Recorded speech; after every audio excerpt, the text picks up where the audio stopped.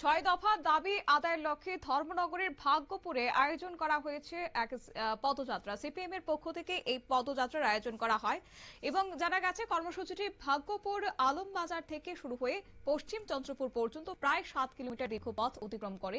দলের নেতা কর্মী এবং সমর্থকরা সাধারণ মানুষের একাধিক জ্বলন্ত সমস্যা সমাধানের দাবি তুলে ধরেছিল দলীয় নেতৃত্ব। তাদের মূল 6টি দাবি হলো গৃহহীন পরিবারগুলিকে সরকারি উদ্যোগে বাড়ি তৈরি করে দেওয়া, বর্ধিত বিদ্যুৎ মাশুল অবিলম্বে প্রত্যাহার করা, এমজিএন রেগা প্রকল্পে বছরে 200 দিনের কাজ ও দৈনিক 600 টাকা মজুরি নিশ্চিত করা, কৃষকদের উৎপাদিত ফসলের উপযুক্ত ও লাভজনক মূল্য প্রদান, গ্রামীণ রাস্তাঘাটগুলি দ্রুত সংস্কার করে চলাচলের উপযোগী করে তোলা এবং প্রতি মাসে নিয়মিত সামাজিক ভাতা প্রদান করা।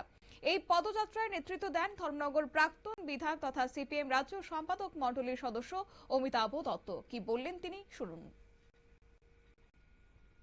অঞ্চল কমিটির উদ্যোগে জনজীবনের যে আসল যে সমস্যাগুলো রয়েছে, দৈনন্দিন সমস্যা, এই সমস্যার সমাধানে সম্পূর্ণ ব্যর্থ বিজেপি জোট সরকার।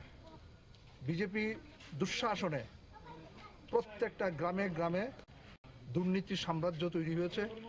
তার নিদর্শন হচ্ছে এই যে প্রধানমন্ত্রী আবাস যোজনায় যে নামের তালিকা প্রকাশিত হয়েছে, প্রকৃত অসংখ্য গরিব মানুষের নাম সেই তালিকায় নেই।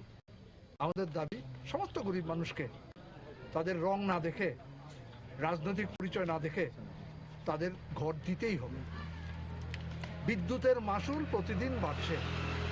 বিদ্যুৎকে বেসরকারি মালিকদের হাতে তুলে দিয়ে আজকে গ্রামীণ এলাকাকে অন্ধকারে ডুবিয়ে দেওয়ার ষড়যন্ত্র করছে কেন্দ্রের এবং রাজ্যের ডবল ইঞ্জিনের সরকার। বিদ্যুতের মাশুল বাড়ছে অস্বাভাবিকভাবে। আমাদের দাবি সুলভ মূল্যে প্রত্যেক বিদ্যুৎ গ্রাহকের কাছে বিদ্যুৎ পৌঁছে দিতে হবে। কোথায় কাজ? আমরা মনরেগাতে যে কাজ পাচ্ছিলাম বামফ্রন্টের সামনে, সেই কাজ নেই। 30 থেকে 40 দিন কাজ হয়, শুধুমাত্র ছবি তোলা হয়। কাজ কোথায়? কাজের মজুরি পাচ্ছে না। প্রতিশ্রুতি ছিল 340 টাকা মজুরি, 200 দিন কাজ। কোথায় কাজ? এই অবস্থার মধ্যে দাঁড়িয়ে আমরা দাবি করছি 200 দিন কাজ দিতে হবে বছরে, আর 600 টাকা মজুরি দিতে হবে। শিক্ষা ক্ষেত্রে নৈরাজ্য সৃষ্টি হয়েছে।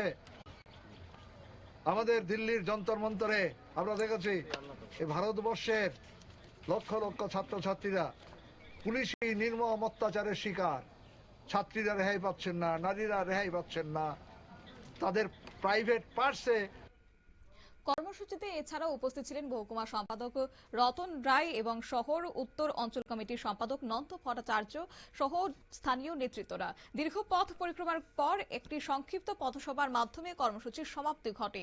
সভা থেকে এদিন সিপিএম এর নেতারা হুঁশিয়ারি দিয়েছেন, যদি সাধারণ মানুষের চিন্তা ভাবনা করে এই সমস্যাগুলির সমাধান, স্থায়ী সমাধান না করা হয়, তাহলে এই আন্দোলন আরো জোরদার করার, আরো তীব্র করার হুঁশিয়ারি দিয়েছেন এদিন সিপিআইএম নেতৃত্বরা। সংবাদ আপাতত এই পর্যন্তই। পরবর্তী আপডেট দেখার জন্য চোখ রাখুন শুধুমাত্র নিউজ ভ্যানগার্ডের পর্দায়। নমস্কার।